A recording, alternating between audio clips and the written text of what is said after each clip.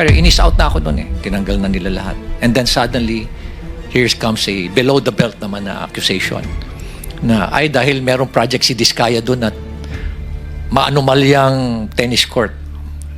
Ay, sobra na yan. Yun na hindi ko matake. Di ba? Parang pinapalabas mo pa na korap ako. Ay, yan na. Mag-aaway na tayo dyan. Ano?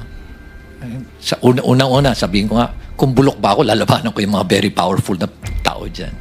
Di ba?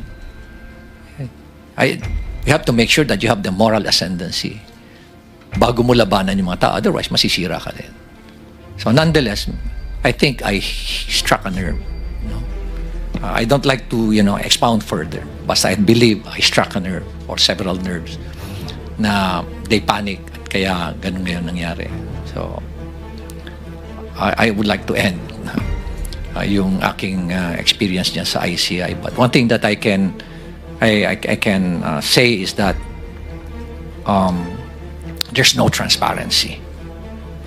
There's no transparency whatsoever. Nakita namin yan ni Secretary Vince. Tinago lahat.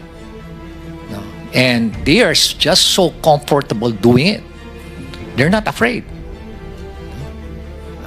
Imagine, hindi man lang nila naisip na paano ang taong bayan. Nakaka-insulto pa. At ito nga, lately nga, sinabi pa na yung involved na congressman dyan, si Saldico, he did not abandon it. It was a sacrifice. My God! Ha? Nagdakaw ka ng bayan, kasi sasabihin mo, it was a sacrifice on your part. And it's not an abandonment. Ganyan na ba kababa yung standard natin sa Kongreso, Mr. Chair? Ha? Ganyan na ba tayo kawalang-hiya ngayon?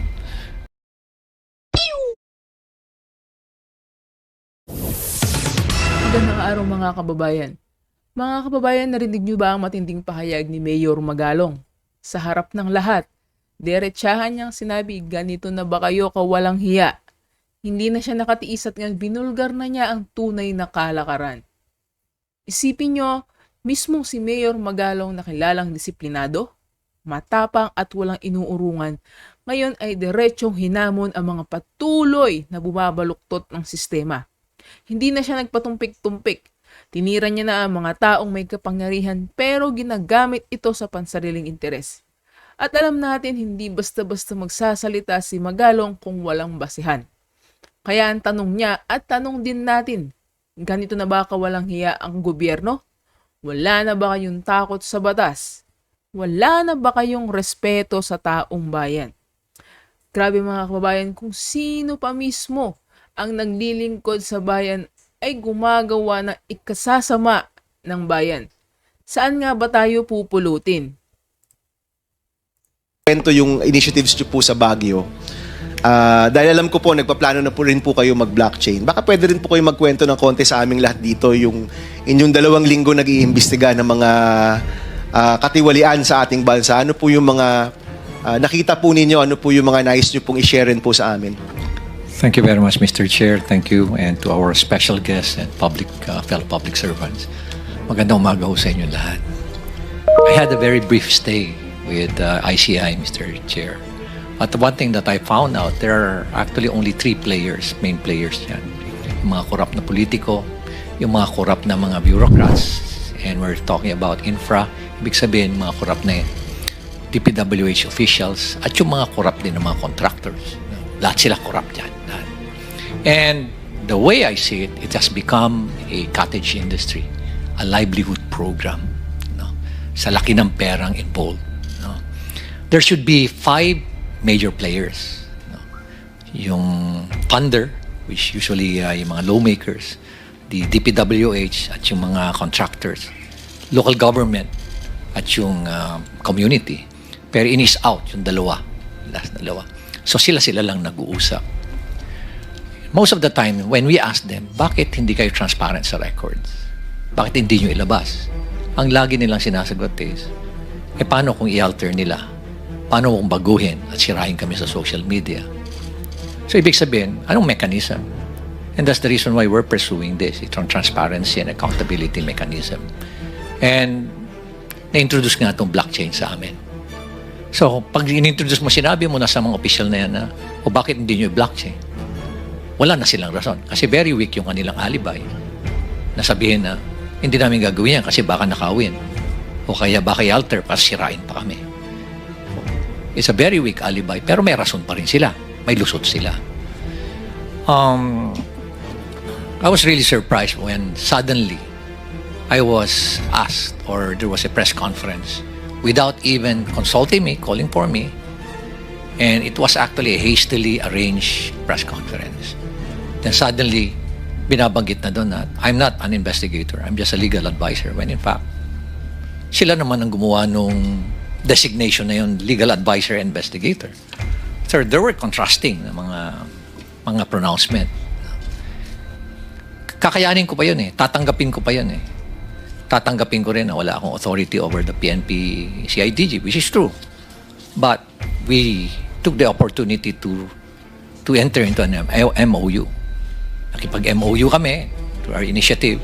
Nag-MOU kami with PNP, with forthcoming yung sa NBI, with civil engineers, with IBP, mga lawyers. Ang dami mga volunteers. Even with structural engineers, meron din with watch group with M4GG. Para at least everybody, it's a whole of the nation approach. Kasi nga overwhelming. One thing that I found out is I anticipated that it's widespread. But the level, the depth, and the magnitude is really overwhelming. That hindi mo kakayanin ng 1 taon, 2 taon to investigate because it's in thousands of cases. Sabi ko nga, it became a cottage industry. Sa isang probinsya nga lang, sabi mo, isipin mo mga 50 ghost projects, 40 ghost projects. O kaya undocumented na mga projects, umaabot sa 9,000. Sa isang probinsya pa lang yan. Paano pa kaya sa ibang probinsya? At ang isang mga nakikita namin doon is, why is it na ang lumalabas sa NEP for a particular district, 1-point-something million lang ang hinihingi mo? I have the records. Or 2.5 lang sa President's budget. Then suddenly, pagkalabas dun sa GA, bakit umabot na ng mga 21 billion?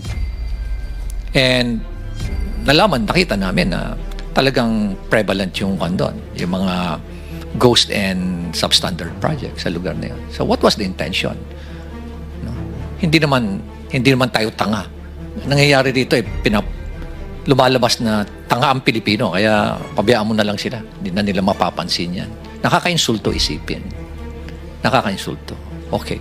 Balikan ko uli yung press con na yan. Nilabas. And then, suddenly, tinabi na may conflict naman ako, being the mayor, and at the same time, being a member of the ICI. By the way, I'm not a member of the commission. I'm not a commissioner there. In fact, sila nga yung gumawa ng workaround nun. Na legal advisor and investigator. Pero inis out na ako doon eh. Tinanggal na nila lahat. And then suddenly, here comes a below the belt naman na accusation na dahil merong project si Diskaya doon at maanumalyang tennis court. Sobra na yan. Yun na hindi ko matake. Di ba? Parang pinapalabas mo pa na korap ako. Yan na, mag-aaway na tayo dyan. Ano? Sa unang-una, sabihin ko nga, kung bulok ba ako, lalabanan ko yung mga very powerful na tao dyan. Diba? You have to make sure that you have the moral ascendancy bago mo labanan yung mga tao. Otherwise, masisira ka din. So nonetheless, I think I struck a nerve. I don't like to, expound further. Basta I believe I struck a nerve or several nerves na they panic at kaya ganun ngayon nangyari. So, I would like to end yung aking experience niya sa ICI. But one thing that I can say is that there's no transparency. There's no transparency whatsoever. Nakita namin yan ni Secretary Vince. Tinago lahat. No? And they are just so comfortable doing it. They're not afraid. Imagine, hindi man lang nila naisip na paano ang taong bayan. Nakakainsulto pa. At ito nga, lately nga, sinabi pa na yung involved na congressman dyan, si Saldico, he did not abandon it. It was a sacrifice. My God! Huh? Nagdakaw ka ng bayan, kasi sasabihin mo, it was a sacrifice on your part. And it's not an abandonment. Ganyan na ba kababa yung standard natin sa Kongreso, Mr. Chair? Ganyan na ba tayo kawalang-hiya ngayon? Hindi na ito tungkol sa politika lang, ano? Ito ay tungkol na sa moralidad. Ito ay tungkol sa tama o mali. At ngayon si Mayor Magalong, isa sa iilang matinong lider na natitira ay sumisigaw ng katotohanan laban sa mga makapangyarihan. Kung tutusin, masakit marinig ang satang kawalang-hiya. Pero mas masakit tanggapin na totoo ito sa mga tao dapat sana'y naglilingkod para sa atin. Manhid, di ba? Napaka callousness, hypocrisy. At nakaka-insulto sa mentalidad natin Pilipino. So from there, Mr. Chair, please allow me to read my position paper on why we're pursuing this blockchain initiative. Go ahead. This will just take about 5 minutes, Mr. Chair.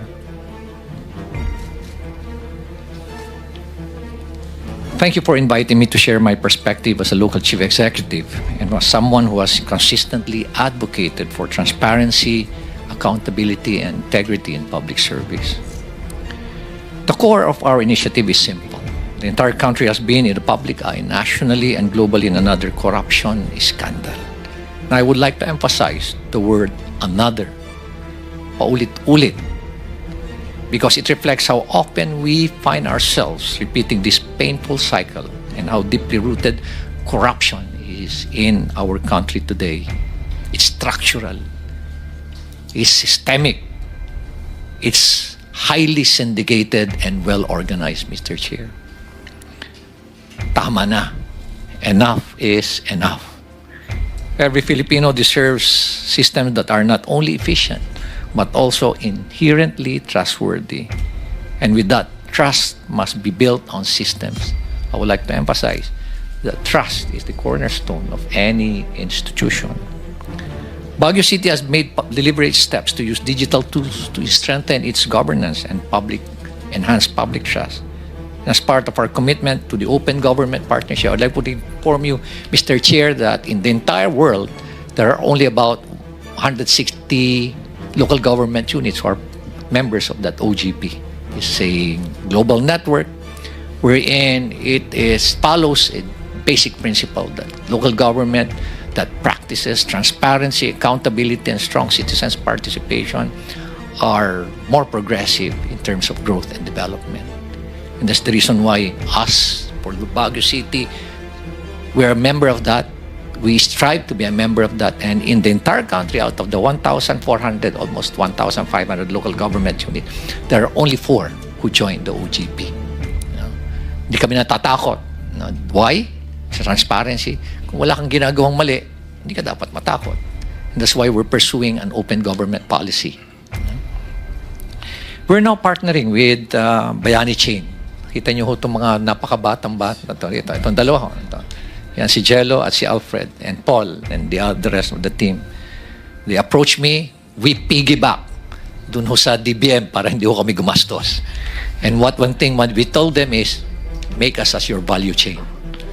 Pag sinabi niyong Baguio City, then maraming local government na mag-strive also at, This partnership aims to strengthen public accountability, provide permanent audit trails, and promote participatory governance. And we are to go live 2 weeks from now. Magkakaroon na ho kami or next week, magkakaroon na ho kami ng capacity building today, and we go live on October 15.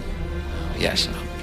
Mayor, how long was the process from sinimulan niyo yung partnership till mag-go live po kayo?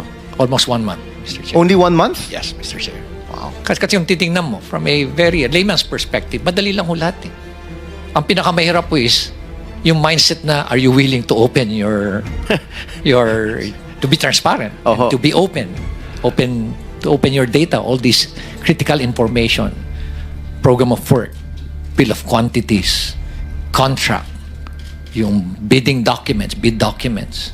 Yung mga yan, yung mga critical na mga designs, yung binanggit nyo kanina, technical plans, are you willing to open it up? us in the city of Baguio, we're very much willing. With their platform, we will work on digitally recording infrastructure documents, procurement records, and the city's ordinance for permanent traceability and auditability. So lahat, Mr. Secretary, as long as it does not violate the Data Privacy Act, we're going to open it. Why blockchain technology? Because it addresses weaknesses that traditional systems cannot. And I believe this is aptly and adequately explained by the two other presenters. Since we signed the MOA, we've been preparing the necessary documents and records that will be placed in the chain. And we are also conducting knowledge sharing sessions and training for our personnel so that this innovation is not only technology-driven, but people-driven. Kaya nilalabas na namin sa MANCOM meeting namin yan. And we are coming up also with pronouncements sa aming posts sa social media. And as I've said, both DBM and DICT started using blockchain technology in 2024. Nagpipigibak lang ho kami kay Secretary Mina Pangandaman. Thank you very much, DBM. And thank you very much for filing the bill, Mr. Chair. Thank you very much for filing Bill 1330. All these efforts show that we are not waiting for the future. And these are early steps, but they carry a very strong message. We're beginning to embed blockchain into systems because good governance should never be an exception. It should always be a way of life. So maraming salamat po, Mr. Chair. Thank you, Mayor Benji. I know we'll be seeing you soon, maybe in another setting here in the Senate. Salamat po. I wish you all the best at sana po ituloy niyo yung investigasyon ninyo even outside of the ICI. So Mayor Benji, bago niyo po ikwento yung initiatives niyo po sa Baguio, dahil alam ko po, nagpaplano na po rin po kayo mag-blockchain. Baka pwede rin po kayo magkwento ng konti sa aming lahat dito yung inyong 2 linggo nag-iimbestiga ng mga katiwalian sa ating bansa. Ano po yung mga nakita po ninyo? Ano po yung mga nais nyo pong i-share rin po sa amin? Thank you very much, Mr. Chair. Thank you, and to our special guests and fellow public servants. Magandang umaga ho sa inyo lahat. I had a very brief stay with ICI, Mr. Chair. But the one thing that I found out, there are actually only 3 main players yan. Yung mga korap na politiko, yung mga korap na mga bureaucrats, and we're talking about infra, ibig sabihin mga korap na DPWH officials, at yung mga korap din ng mga contractors. Lahat sila korap dyan. Lahat. And the way I see it, it has become a cottage industry, a livelihood program. Sa laki ng perang involved. There should be 5 major players. Yung funder, which usually yung mga lawmakers, the DPWH at yung mga contractors, local government at yung community. Pero in is out yung dalawa. So sila lang nag-uusap. Hanggang dito na lang po muna ang ating reaction video, ano? Kaya mga kababayan, ano po ang masasabi nyo dito? Sumasang-ayon ba kayo kay Mayor Magalong na talagang sobra na ang kawalang-hiyan ng ilan sa pamahalaan? I-comment nyo ang inyong opinion sa baba at huwag kalimutang i-like, share at subscribe para mas marami tayong mabunyag na katotohanan. Dahil dito sa channel na ito, hindi tayo natatakot magsabi ng tama at maglabas ng katotohanan. Lagi po kayong mag-iingat mga kababayan at God bless.